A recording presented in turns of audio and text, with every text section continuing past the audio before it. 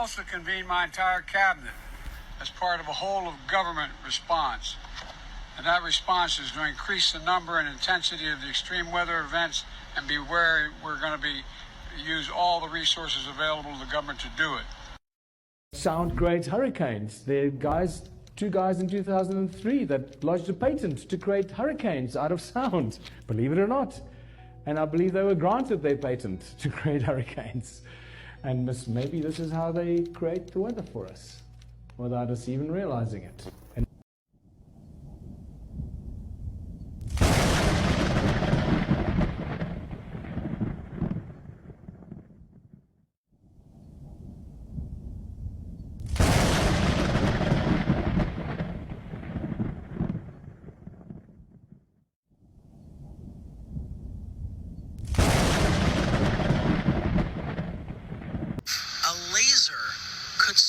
Pay attention. You can almost use it to set it off. Matt Mills got into lasers as a kid. It's just innately cool. Now he's part of a team of scientists and military backers on the cutting edge of a new technology.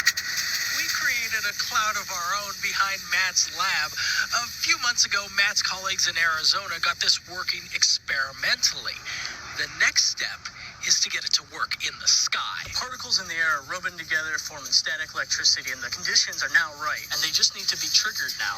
All right, everyone, welcome back. We are awaiting the arrival of major Category 4 Hurricane Helene. This thing is an absolute monster, but take a look at this anomaly that's shooting down almost to where we're going to see landfall. It's very interesting. I'm curious to see if this thing actually lands right on top of where we think landfall is going to be. Now, there's something else kind of shooting out here underneath this layer of moisture over the southeast. It looks like it's coming from either northern Florida or a radar tower in southern Georgia, but the main one right here, look at this big beam that shoots down right to about here. That's where we're expecting landfall, give or take. Now, something even more interesting, I want to show you on a more detailed chart. All right, I'll show you once here and then we'll zoom in, but take a look. It's coming from up in this area and it shoots down right to about here where we're expecting landfall. I'll move forward and you'll pretty much see it right away. There it is now. Boom, right here. Okay, so now we're going to zoom in and see exactly where this thing points to, because that is not your normal beam that you see coming from these radar. And it's definitely coming from the state of Georgia, probably underneath this mess here. It's coming this way, and there's a cross of that other beam either coming from northern Florida or southern Georgia. All right, this is about as close as we're going to get. We're going to see one anomaly over here in the western panhandle, and then we're going to look for that shot we were just looking at. We move one frame, boom, here's those weird waves that come off. We see this a lot underneath heavy systems, especially when they're approaching the coastlines. Now we're going to look for our beam here, and we're going to see it pretty well. It's right about there. So this is pretty odd. I want to know what's going on here, and there's our cross beam, again, looking like it's coming from Florida itself, so it's coming up into this direction. This one is certainly coming down from Georgia into Florida, almost to where we're seeing landfall. If we backtrack a little bit, you can see here the momentum wants to bring this storm up and then kind of oof right into this area here. Maybe a little north, but that's what we're seeing. But take a look at these anomalies every couple frames, specifically that one we are looking at. There's another big one right there. It's kind of a sweeper. It's got multiple beams and it sweeps left to right. And now watch as we approach. You're going to see a bunch of little ones, and then we're going to see our landfall beam. That's the only thing I can think of naming it right now. There it is. Boom, right there. So let's see how close this actually gets to where landfall takes place.